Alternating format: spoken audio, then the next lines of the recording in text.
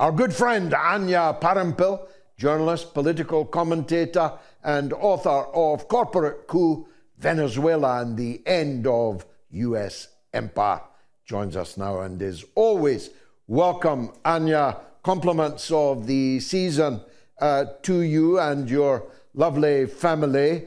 Let me ask you about a less lovely family first. Biden's in denial, still thinks he could have done it. Do you think he's right? It's funny that you remind me even that Biden is still president, because in many ways we've moved on in the United States. Even the political debates in Congress recently over the budget were mainly driven by Trump and his surrogates in Washington. It's almost as if Biden is out of the picture. And of course, he was in a very mysterious way forced out of the picture earlier this year when he announced he was not going to run for president in that mysterious letter that was just posted to his Twitter while he was MIA. So I still have questions about whether or not Biden himself actually consciously dropped out of the race and turned it over to Kamala the way he did. Could he have beat Donald Trump? I think at this point, most people would agree anybody could have done better than Kamala. But he did it once before. I think at that point, though, the media had already turned on Trump, or I'm sorry, on Biden. And even though people like me were aware of his mental decline, even before he won the last election, the media suddenly decided to pay attention to it and start discussing it and making it an issue, the mainstream media. And so I think in that way, Biden was done. And it wasn't his choice, and it was a very carefully orchestrated media and Democratic Party controlled event. He's no longer talked about or thought about, but he's still spending your money, and he's still got his finger on your triggers. He is shipping out as much as he possibly can of your country's money to Zelensky in the Ukraine and to Netanyahu in Israel. And there seem to be no brakes that can be applied, even though he's, in the case of the Ukraine, he's clearly acting in a partisan manner in defiance of the wishes of the incoming president, who made an election issue out of ending the war in Ukraine, not throwing further fuel onto it. Yes, it is a last-minute push, it seems, from his administration, kind of a Hail Mary to do as much damage and cause as much death, particularly in Ukraine, as possible before Trump comes in. I don't think there's the same fear that Trump will rein in Netanyahu or the Israelis in the Middle East as there is an assumption that his administration will negotiate or allow for Ukraine and Russia to negotiate an end to this war, because the goal in Ukraine has been achieved. The country is destroyed. BlackRock and Co. can step in and rebuild. USAID and the US government can roll out even more of their technologies that they've attempted so far, like the digital ID that they've put in Ukraine. They can use it as a testing ground for their technology and education and other areas that they've said. So they can use Ukraine already. They've destroyed it. There's no one. I mean, hopefully one day we'll get the numbers of the people who actually died and who will be living in Ukraine. I mean, it's just heartbreaking to me that those are even questions that we have. But the goal of also weakening Russia to the point that it was not able to support its ally Syria in the Middle East was also achieved. I think these wars are directly linked in that way, because Ukrainian intelligence even participated, sending drones to help the terrorists on the march in Syria over recent weeks. And I do think that Trump, while he's told Netanyahu that he would like that war and the war in the Middle East to be wrapped up by the time he takes an office, that ultimately he himself won't have that much leverage over the Israelis. and that it's unfortunately, I think, only going to be more money and weapons headed to that region, even once Trump comes into office. So I would hope that his base remains aware of this and that the slogan America First can stay alive under Trump and can start to target the influence of Israel even within his administration. On that subject, I've been following, without really understanding too much about it, a fierce debate that has broken out in the Trump ranks between Steve Bannon on the one hand, a keeper of the true flame, of the original MAGA idea, and Elon Musk and Vivek, his running mate, his co-pilot in the new Dodge. It seems to center on the issuing of high-tech visas to people from India in particular, but from around the world, that can bypass the normal immigration delays and waits. And Bannon is arguing, we came to power, or are coming to power, to put America first, to give these jobs to Americans, not to import more and more Viveks, more and more Elons. Is this dichotomy likely to run, and where will Trump come down on it? The big question is where Trump will come down on it. I think that Steve Bannon, on an objective level, when it comes to the America First slogan and ideology and what Trump's base actually represents, is correct.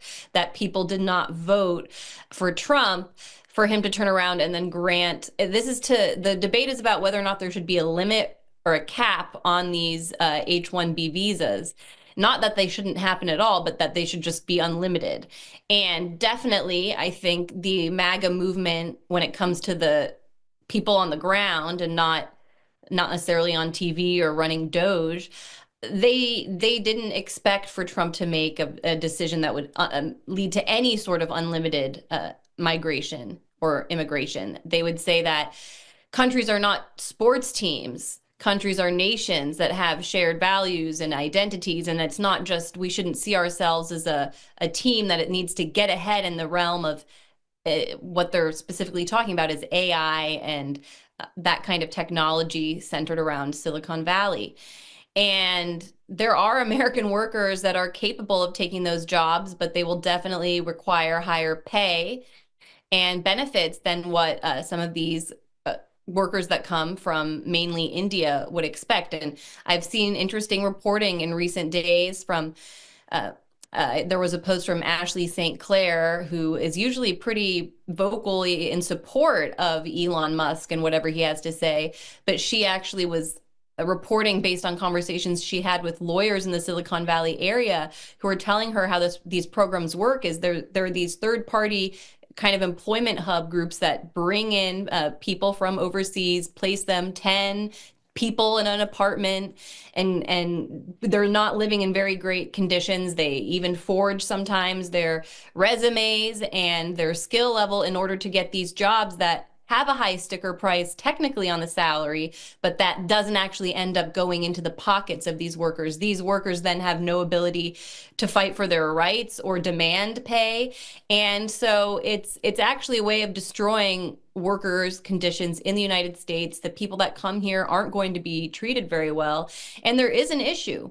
There is an issue in Silicon Valley in particular.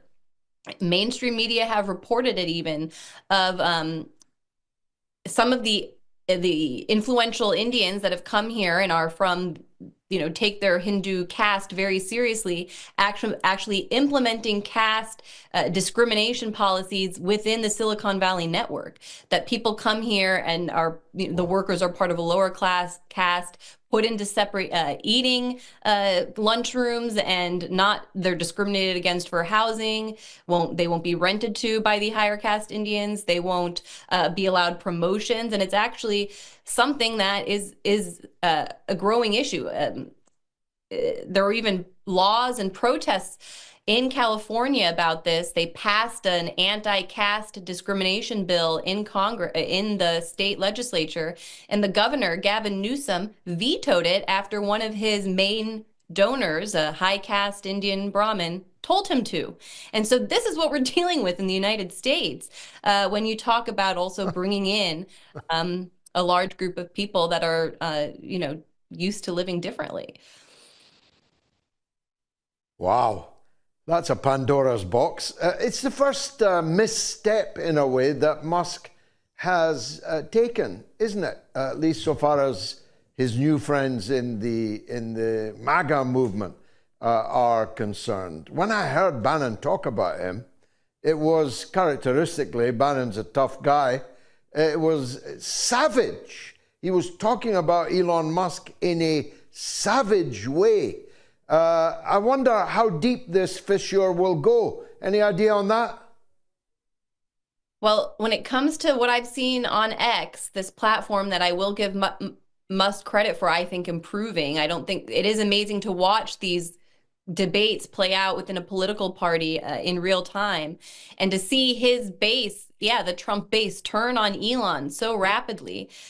And then his response has been to unverify and remove the blue check marks from some very high profile accounts in MAGA, including like Laura Loomer, who I'm not a huge fan of hers, but she's a very popular and prolific poster. And he took away her badge, her verified badge, after she disagreed with him and kind of sparked this debate.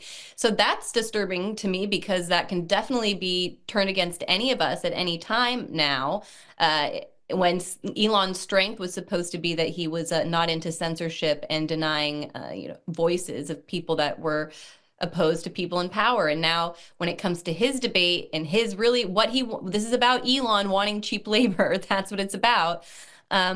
He's just turning around and cracking down, just like the previous Twitter regime. And I think that's exposing him, and that it's done a lot of damage to his reputation in the long run.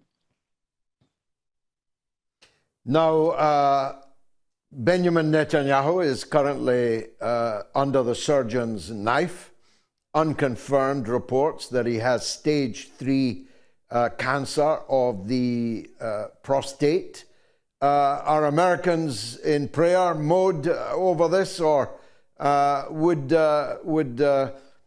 Netanyahu shuffling off the mortal coil actually solve a problem or two for American politicians?